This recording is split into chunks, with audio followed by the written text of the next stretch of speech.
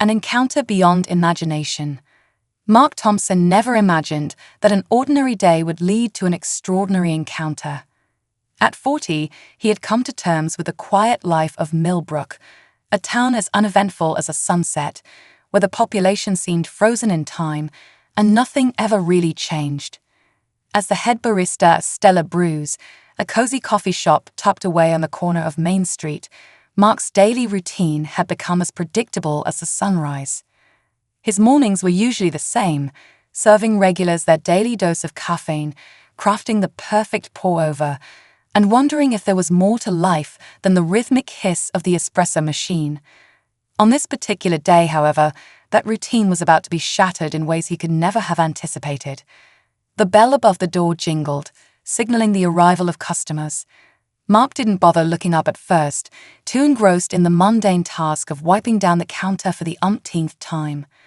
"Welcome to Stella Brews. What can I get for you today?" he asked absent-mindedly, his voice carrying the fatigue of repetition. When he finally glanced up, his breath caught in his throat. Two women stood before him, their appearance so striking that he had to blink twice to make sure he wasn't imagining things. They were identical, with flawless porcelain skin, towering at nearly 6 feet tall, their eyes impossibly large and shimmering with iridescent hues. Their hair shifted between shades of deep blue and violet as they moved, catching the light in a way that seemed unnatural, almost magical. Mark stammered, unsure of how to proceed. These weren't just tourists passing through town. There was something undeniably strange, almost otherworldly about them. "Greetings, Earth Dweller," one of the women said, her voice light and melodic, yet with an odd inflection that made her words sound both familiar and foreign. "We require your finest beverage made from the extract of roasted beans." Mark blinked, striving to process the strange request. "Ah, you mean coffee?" he asked, trying to hide his confusion. The second woman giggled, a sound like wind chimes swaying in the breeze. "Yes, coffee. Your customs are fascinating. Please, 2 of your most popular coffees." Mark nodded, still dazed, and went to work. As he prepared their drinks, he couldn't help but steal glances at the strange pair. They stood perfectly still, observing their surroundings with an intensity that bordered on eerie. Their movements were fluid, almost too precise, as if they weren't used to being in their bodies. It was unsettling, yet oddly captivating. "Here you go," Mark said, sliding 2 lattes across the counter. "That'll be $7.50. The women exchanged puzzled glances. "We are not yet familiar with your currency system," the first woman said, reaching into a pouch that shimmered with the same strange light as her hair. She pulled out a handful of smooth, glowing pebbles and placed them on the counter. "Will this suffice?" Mark stared at the stones, momentarily speechless. I'm afraid we can't accept these. But you know what? First drinks are on the house." "Welcome to Millbrook," he added, forcing a smile despite the growing unease bubbling inside him. The women beamed, their smiles impossibly wide and bright. "Your generosity will be noted," the second woman said with a formal nod. "We thank you, Earth Dweller. My name is Lyra, and this is my sister, Mara. We are new here." Mark's curiosity got the better of him. "Where exactly are you from?" Lyra hesitated for a fraction of a second before replying. "We are travelers, exploring new territories." Mara leaned forward conspiratorially. "We are still learning the local customs. Would you be so kind as to assist us further? We are in need of lodging but are unfamiliar with your real estate market." Mark should have said no. Every rational part of him screamed that these women were trouble, that their bizarre appearance and behavior were red flags waving in his face. But something about them, whether it was their ethereal beauty or the deep, almost pleading look in their eyes, made it impossible for him to refuse. "Well, I know there's a vacant apartment in my building," he found himself saying, against his better judgment. "I could show you after my shift if you're interested." Lyra and Mira exchanged a look, one so subtle yet filled with meaning, that Mark felt as though they were communicating telepathically. "We would be most grateful," Lyra said, her voice soft and melodic. The rest of Mark's day passed in a blur. He couldn't stop thinking about the strange twins with their haunting eyes and cryptic words. Who were they really? And why did he feel such an inexplicable pull toward them? As 6 p.m. approached, he found himself both anxious and excited about what lay ahead. When his shift ended, Mark hurried outside to find Lyra and Mira waiting for him, their statuesque forms standing out against the ordinary backdrop of Main Street. The fading sunlight cast a golden glow over their figures, making them appear even more otherworldly. "We are ready," Mira said, her voice breaking the stillness of the moment. "Shall we proceed?" Mark nodded, leading them through the quiet streets of Millbrook toward his apartment building. The journey was filled with strange questions that only deepened the mystery surrounding the twins. "Is it customary for humans to engage in, what do you call it, kissing?" Mira asked, her voice tinged with innocent curiosity. Mark nearly tripped over his own feet. "Oh yeah, usually between people who are close." "How fascinating," Lyra mused, her gaze never leaving him. "And do all humans wear these lower body coverings?" She gestured at his jeans. "Pants?" Mark asked, bewildered. "Yeah, pretty much all the time." "How restrictive," Mira remarked, shaking her head. "On our..." She stopped herself, then continued, "In our culture, we embrace more freedom." Mark felt his cheeks flush. The conversation had taken an unexpected turn, and he was suddenly very aware of how alien these women truly were. Finally, they reached his building. Mark unlocked the front door, his mind racing with questions. As they ascended the stairs, he couldn't shake the feeling that his life was about to change in ways he could never have imagined. "This is it," he said, opening the door to the vacant apartment. "It's not much, but it's comfortable." Lyra and Mira stepped inside, their eyes scanning the space with an almost childlike wonder. "This will do nicely," Lyra said, her voice echoing slightly in the empty room. "Thank you, Mark," Mira added, her eyes locking onto his with an intensity that made his pulse quicken. "Your kindness will not be forgotten." As Mark turned to leave, his heart raced with both excitement and dread. He couldn't shake the feeling that this encounter was only the beginning of something far greater than himself, something that would take him far beyond the mundane life he had grown accustomed to. Little did he know, his ordinary world was about to collide with something far more extraordinary than he could have ever imagined. A strange invitation. The next day, Mark found himself pacing his small apartment, his mind buzzing with questions he couldn't shake. The encounter with Lyra and Mira from the previous day had left him feeling unsettled, but also deeply intrigued. Everything about the twin women seemed off, like they didn't quite fit in this world. Yet, their allure was undeniable. He had agreed to show them the apartment, but that small act had somehow pulled him into their orbit. As he stared at his phone, wondering if he should call a friend and spill everything, a sharp knock on the door made him jump. His heart raced as he opened the door, revealing Lyra and Mira, standing there as radiant as ever. But it wasn't their presence that caught him off guard, it was their attire. Lyra was dressed in an elegant evening gown, the kind you'd see on a red carpet, while Mira wore what looked like a tuxedo jacket paired with beach shorts and sandals. They looked completely out of place for a casual visit in a small-town apartment, and Mark couldn't suppress a chuckle. You guys look nice," Mark stammered, unsure how to react. "We have taken great care to observe Earth's customs for formal gatherings," Lyra said proudly, her eyes sparkling with excitement. "Is this not appropriate attire?" Mark raised an eyebrow, but bit back a laugh. It's great for a fancy party, but this is just a small dinner at my place." Lyra and Mira exchanged confused glances, their eyes wide as if Mark had said something profound. "Oh," Mira exclaimed, "we misunderstood. You are not hosting a social ritual of grandeur." Mark shook his head, still trying to suppress his amusement. "No, just a simple dinner. Come on in, though." As they entered, their eyes roamed around his apartment with an intensity that made him feel self-conscious. Mark suddenly realized just how sparse and unremarkable his home was.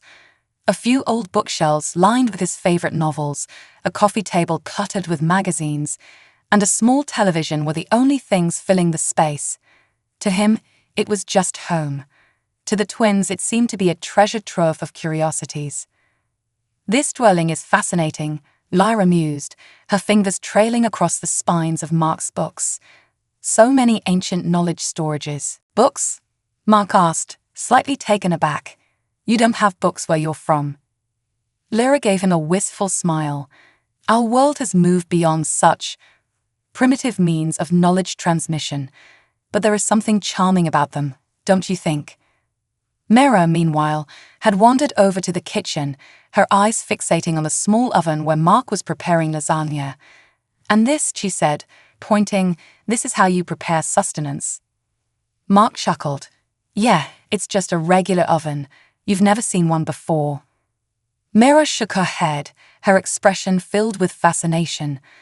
"Our methods of sustenance preparation are far more streamlined." For a moment, Mark felt like he was hosting two time travelers who had been plucked from the future and dropped into his modest apartment. It was unnerving, but also oddly thrilling. These women were unlike anyone he'd ever met, and despite their strange behavior, there was something about them that kept drawing him in. "Dinner's almost ready," Mark said, trying to break the strange tension that had built up. "Why don't we sit down and talk while it cooks?" The twins nodded in unison, gracefully taking seats at the small dining table.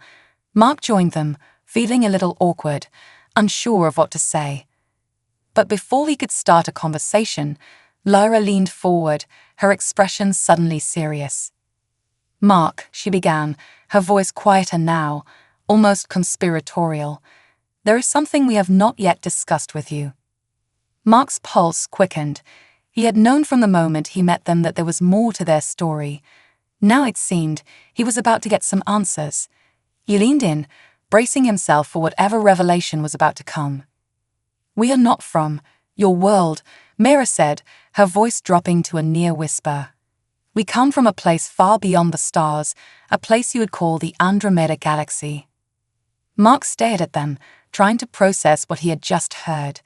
His first instinct was to laugh. Surely they were joking. But the look on their faces told him they were dead serious. "You're telling me you're aliens?"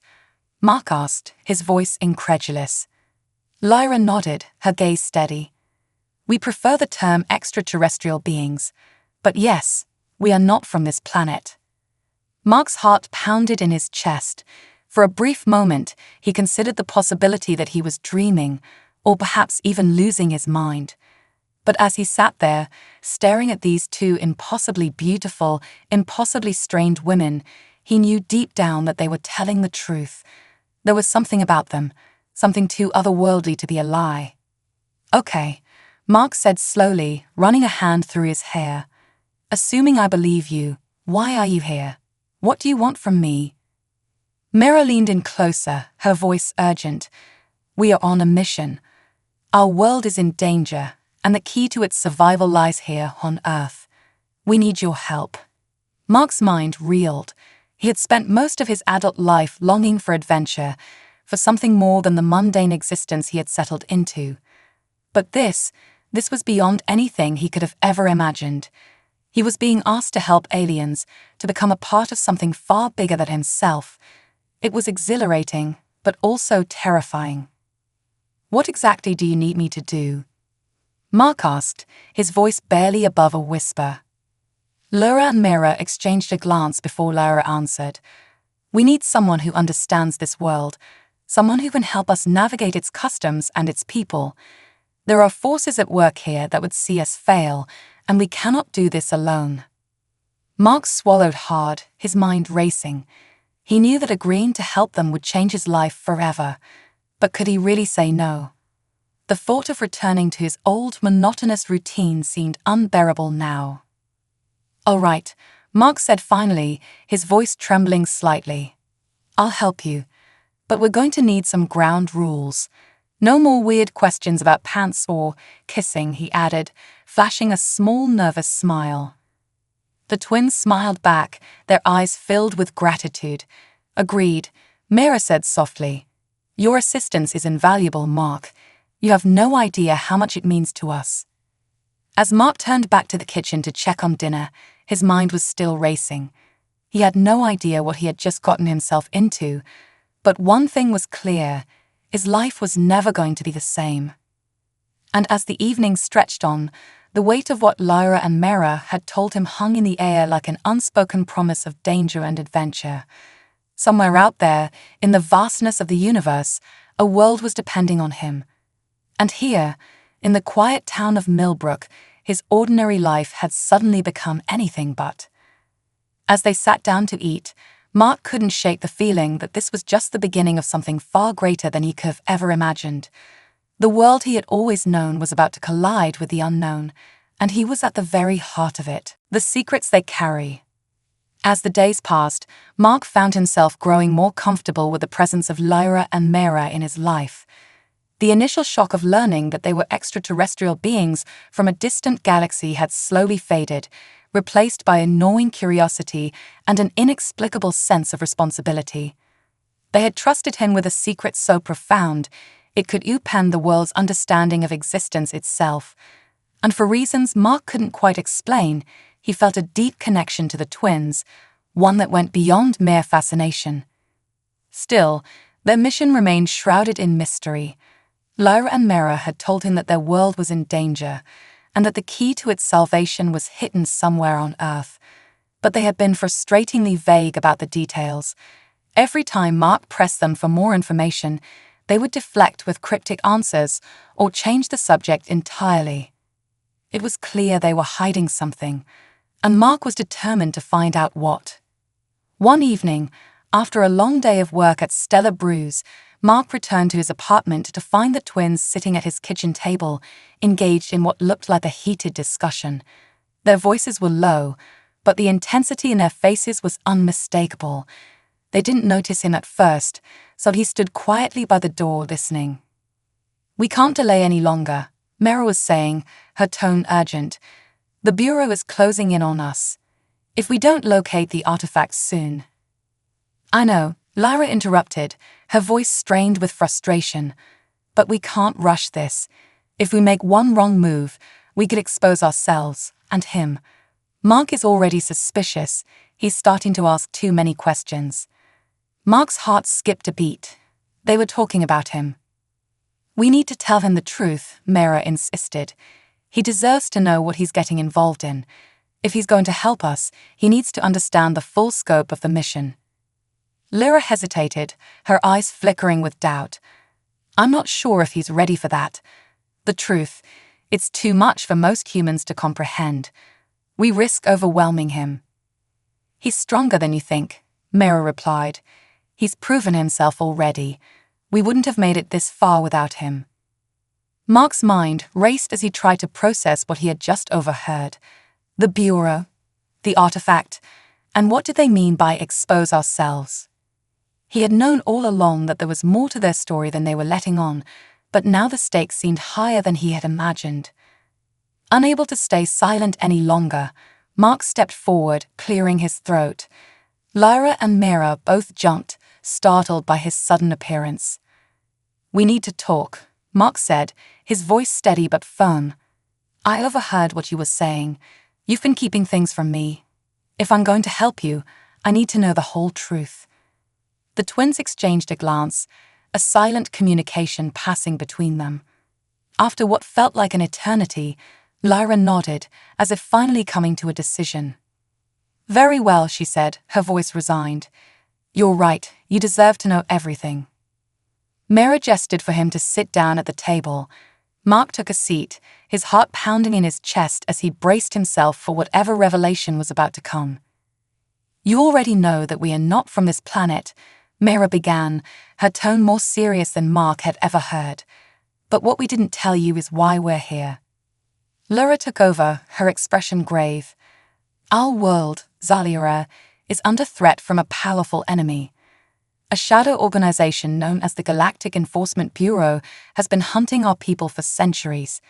They seek control over a relic of unimaginable power, a weapon created long ago by our ancestors. Mark leaned forward, his curiosity piqued. A weapon. Lyra nodded. It's called the Shard of Elysium. According to legend, it has the power to reshape entire planets, even galaxies. It can create or destroy life on a scale beyond anything you can imagine. For millennia, it was thought to be lost, hidden away to prevent it from falling into the wrong hands. But recently, we discovered that it's here, on Earth. Mark's mind raced as he processed this information. A weapon capable of reshaping entire galaxies, hidden on Earth. It sounded like something straight out of a sci-fi novel, but as he looked into the twins' eyes, he knew they were telling the truth. "And you think the Bureau is here, looking for it?" Mark asked, his voice filled with a mix of disbelief and dread. "Yes," Mara replied. "They have been tracking us across the stars, and we believe they're closing in on us. If they find the shard, they'll use it to dominate not just our world, but yours as well. That's why we need your help, Mark. You know this planet better than we do. You can help us navigate the dangers we face here." Mark felt the weight of their words settle on him like a heavy cloak. The situation was far more dire than he had realized. He wasn't just helping two lost travelers, he was caught up in an intergalactic battle for survival. But there was still something that didn't add up. "Why me?" Mark asked, his voice tinged with uncertainty. "Why did you choose me to help you? There must be thousands of people you could have picked." Lyra and Mara exchanged another glance, this one filled with something deeper, an emotion Mark couldn't quite place. "You have something unique," Lyra said softly. "A quality that makes you different from others. Call it intuition, call it fate, but we were drawn to you for a reason. We believe you were meant to be part of this journey." Mark swallowed hard, unsure of how to respond. He had always felt like there was something missing in his life, a deeper purpose that had eluded him. But this was beyond anything he could have ever imagined. Before he could say anything, Mira spoke again, her voice filled with urgency. "We don't have much time. The Bureau could be here any day now. We need to find the shard before they do." Mark nodded, feeling the weight of the decision he was about to make.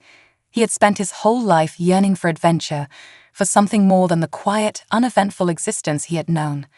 Now that adventure had found him, and it was bigger and more dangerous than he had ever imagined.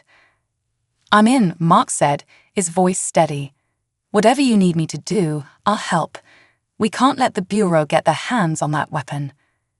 Lyra and Mara smiled, their eyes filled with gratitude and relief. "Thank you, Mark," Mara said softly. "You have no idea how much this means to us and to our world." As they sat together, plotting their next move, Mark couldn't shake the feeling that his life was about to change in ways he could never have anticipated. He had always dreamed of something bigger, something beyond the mundane routine of his small-town life. Now he had been thrust into a cosmic battle, with the fate of two worlds hanging in the balance. And as he looked at the twins, two beings from a galaxy far beyond his own, he knew that whatever challenges lay ahead, there was no turning back now. The journey had begun. The pursuit begins. Mark could hardly sleep that night, his mind spinning with thoughts of the Shard of Elysium, the Galactic Enforcement Bureau, and the cryptic twins now woven into the fabric of his life. His world, once defined by the simple rhythm of pouring coffee and serving customers, had been upended in a whirlwind of cosmic danger. He lay awake for hours, staring at the ceiling, trying to make sense of everything. How had his life transformed so drastically, so quickly? One minute, he was an unremarkable barista, and the next, he was an integral part of a mission that spanned galaxies, with the fate of two worlds resting on his shoulders. The weight of it all felt overwhelming, yet exhilarating. By the time the first light of dawn filtered through his window, Mark made a decision. There was no point in lingering in confusion or doubt. He was in this now, fully. He couldn't let Lyra and Mara down. They needed him, and strangely enough, He needed them. For the first time in his life, he felt like he was part of something bigger, something meaningful. As he pulled himself out of bed and started getting ready for the day, a soft knock echoed from the front door. Mark knew who it was before he even opened it. Laura and Mira stood on the other side, their faces more serious than usual, the morning light casting a soft glow on their otherworldly features. There was a tension in the air, a shared understanding that their mission was about to reach a critical juncture. "We need to move quickly," Lyra said, her voice low and urgent. "The Bureau is closer than we thought.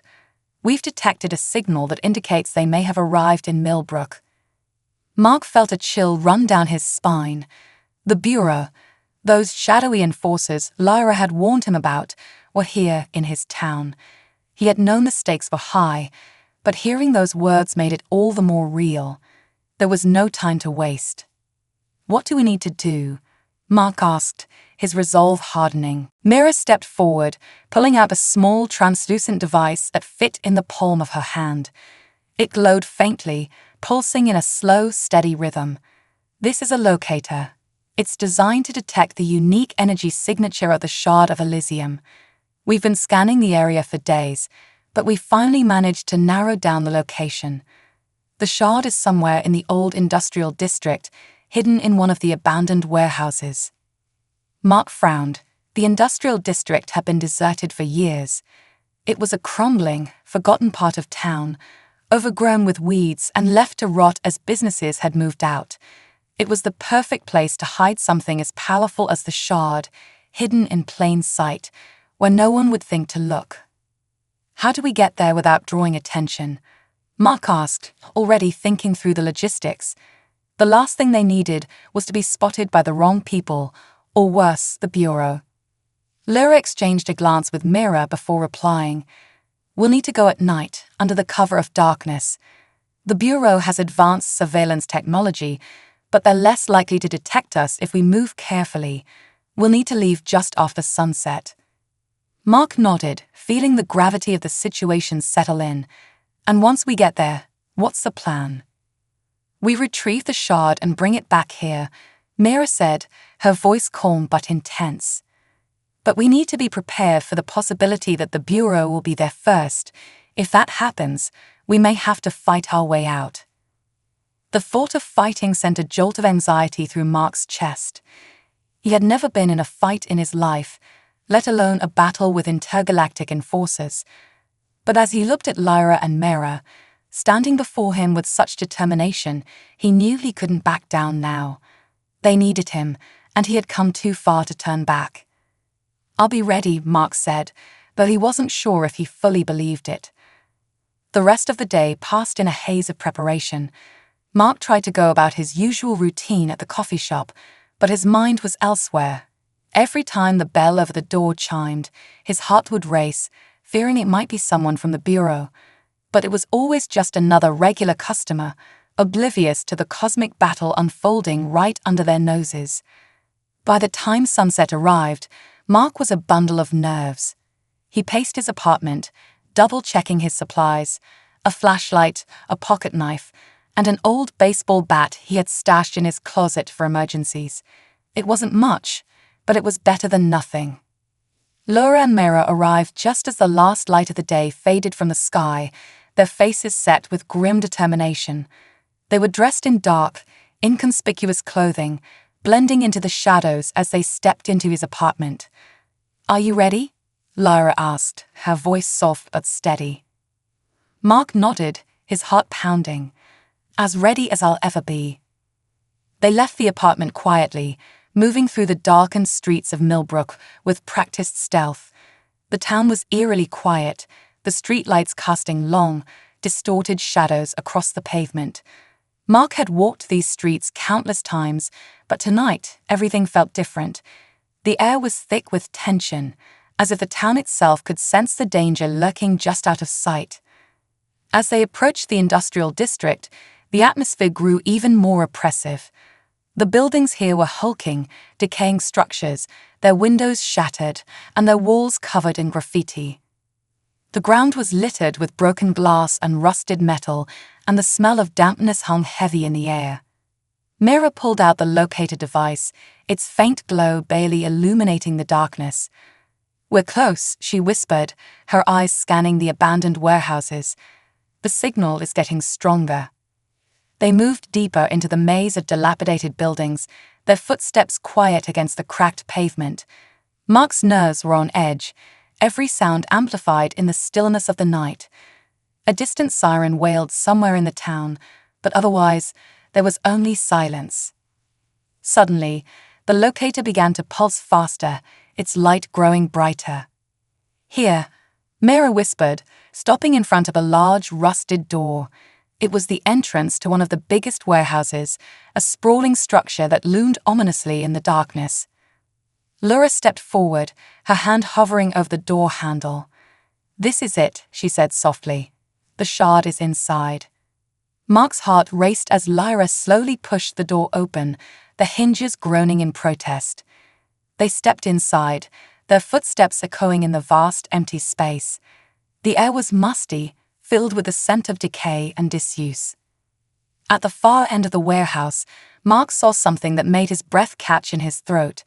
In the center of the room, hovering just above the ground, was a small glowing object. It was encased in a translucent sphere of light, its energy pulsing with an otherworldly rhythm. The Shard of Elysium. For a moment, the three of them just stood there, staring at the shard in awe. It was beautiful, in a way that was impossible to describe. Its glow was soft yet intense, its light shifting in colors that seemed to defy the spectrum of human vision. "We found it," Mira whispered, her voice filled with wonder. But before they could take another step, a low, mechanical hum filled the air. Mark's blood ran cold as he turned toward the sound. Emerging from the shadows at the far end of the warehouse were three tall, armored figures. Their faces were obscured by sleek, black helmets, and they moved with a predatory grace. "The Bureau."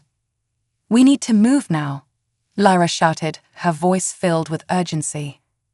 Without thinking, Mark grabbed the baseball bat from his bag, his hands shaking. They had come too far to fail now. He wasn't going to let the Bureau take the shard, not without a fight. As the enforcers closed in, Mark felt a surge of adrenaline. His ordinary life was over. The fight for survival had begun. Into the fray, the air inside the warehouse seemed to hum with tension, charged by the looming presence of the three Bureau agents who now blocked their only exit.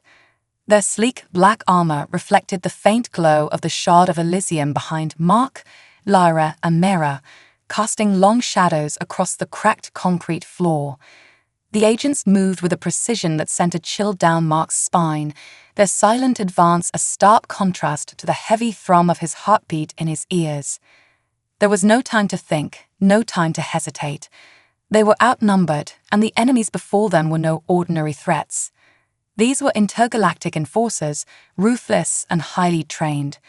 Mark had never fought anyone in his life, let alone alien agents, but there was no turning back now. If they didn't act quickly, the Shard, and perhaps the fate of Earth and Zalira, would fall into the Bureau's hands. Laura's hand tightened around a small device she had been concealing, a slender rod that extended into a shimmering, translucent blade with a soft hum as she activated it. Mira did the same, both sisters standing shoulder to shoulder with expressions of unflinching determination. For a brief moment, Mark marveled at their bravery. They were outnumbered, yet there was not a trace of fear in their eyes. Mark swallowed hard, gripping the baseball bat in his hands until his knuckles turned white. It was a pitiful weapon compared to the advanced technology they were facing, but it was all he had. He stood beside the twins, feeling the tension in the air rise as the agents came closer. "They won't take it without a fight," Mira muttered, her voice low but resolute. "Stay behind us, Mark. These agents are dangerous."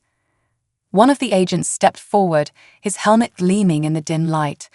When he spoke, his voice was distorted by some kind of vocal modulator, cold and mechanical. "You are in possession of an unauthorized artifact. Surrender it, and we'll allow you to leave unharmed." Lyra let out a derisive laugh, her grit on her blade tightening. "You must think we're fools," she shot back. "We know what you'll do with the shard. We're not handing it over." The agent tilted his head slightly, as if considering her response. "You misunderstand," he said, his voice eerily calm. "You have no choice in the matter." With a swift, fluid motion, the agent reached for something at his belt, a baton-like weapon that crackled with electric energy. The other two agents followed suit, their weapons emitting low, threatening hums as they activated them. The sight of those weapons sent a fresh wave of panic through Mark, but there was no time for fear now. The first strike came without warning.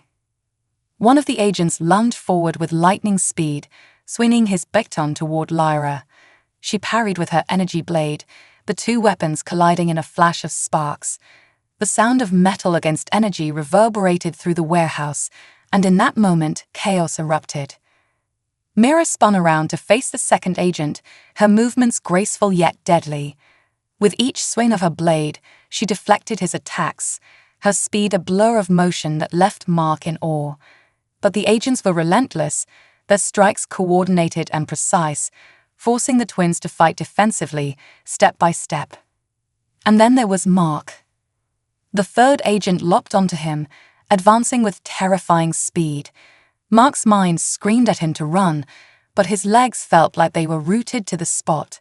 His hands trembled as he raised the baseball bat, knowing full well it wouldn't stand a chance against whatever advanced weaponry the agent wielded.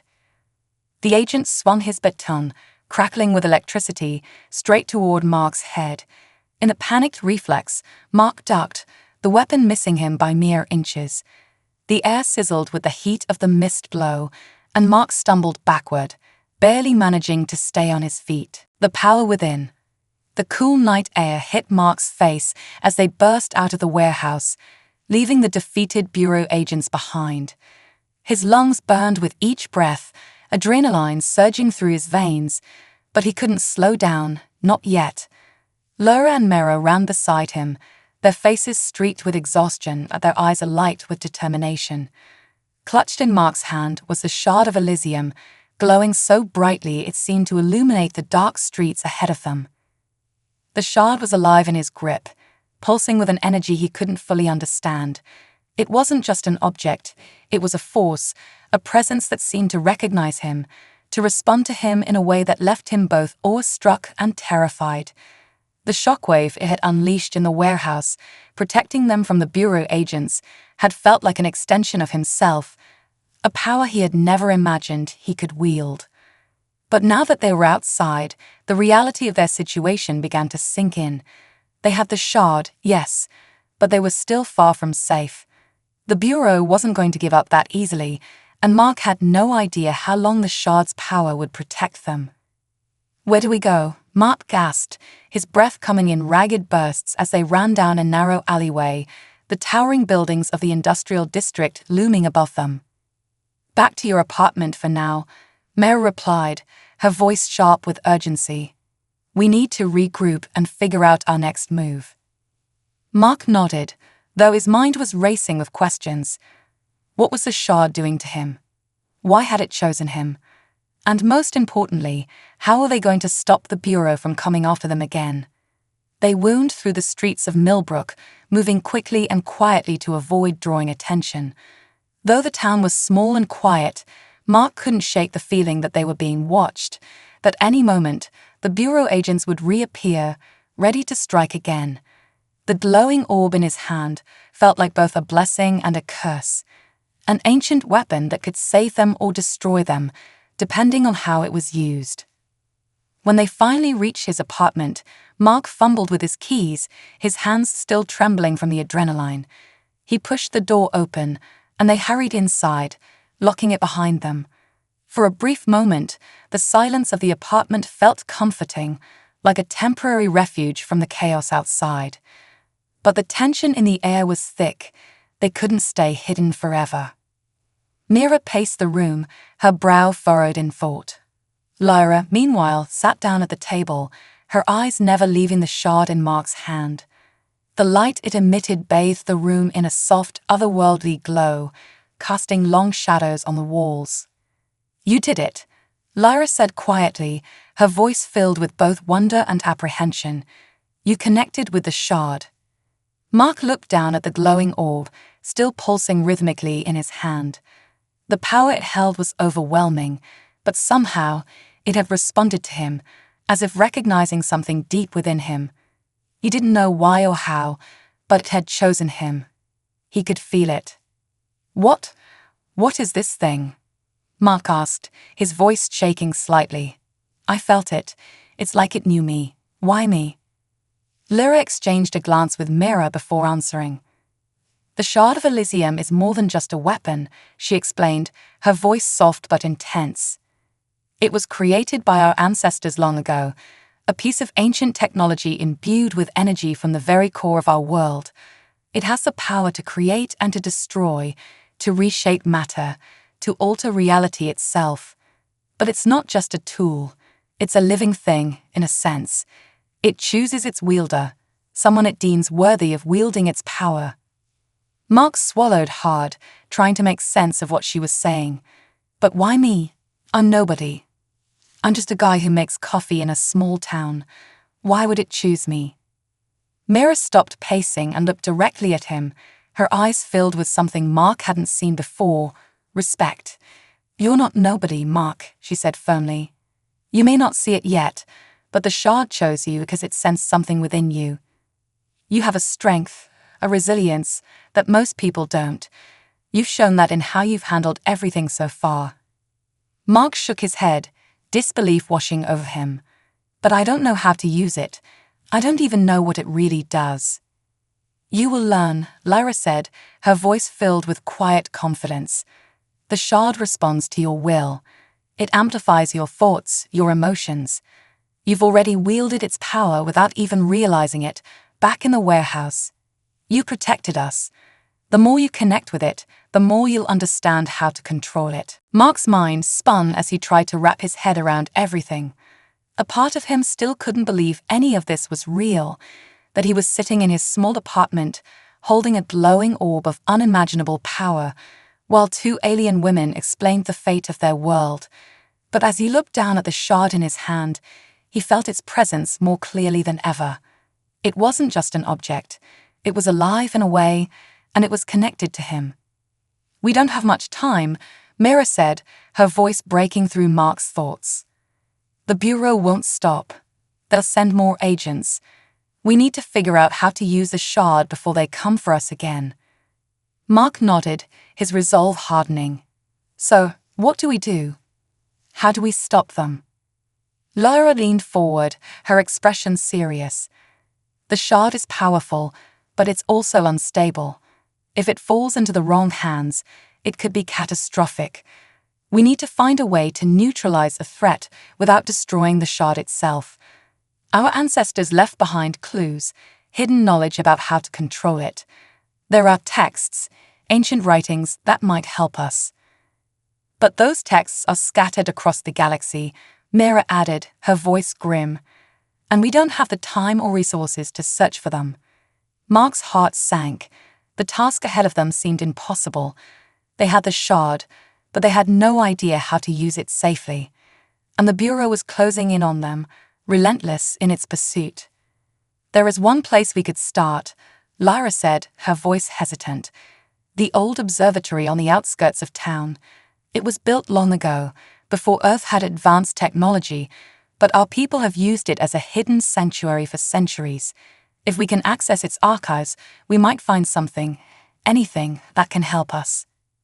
Mark nodded slowly, a plan beginning to form in his mind. "Then that's where we go." But before they could move, a sudden sharp knock echoed from the front door. Mark's heart leaped into his throat as he exchanged a panicked look with Lyra and Mira.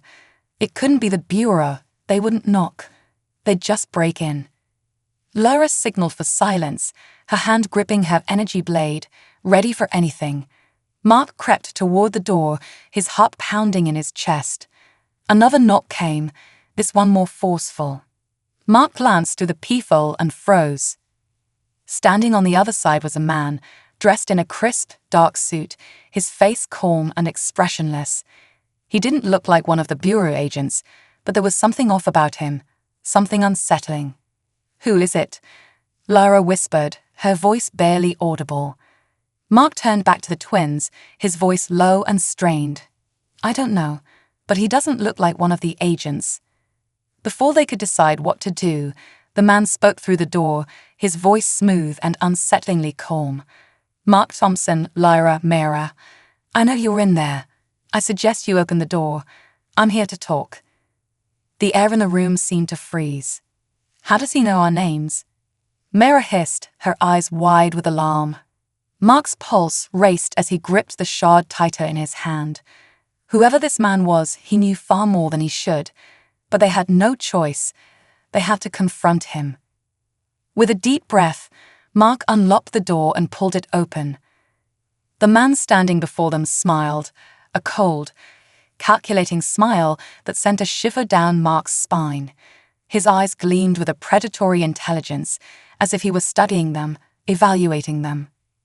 "My name," the man said smoothly, "is Agent Voss, and I believe we have something to discuss." Mark's stomach twisted into knots. This wasn't just some ordinary confrontation. Whoever this man was, he wasn't here for pleasantries. And deep down, Mark knew this was only the beginning of a much darker game. Agent Voss's eyes flickered toward the shard in Mark's hand, and the smile on his face widened, his gaze narrowing with dangerous intent. Mark braced himself. The true battle had just begun.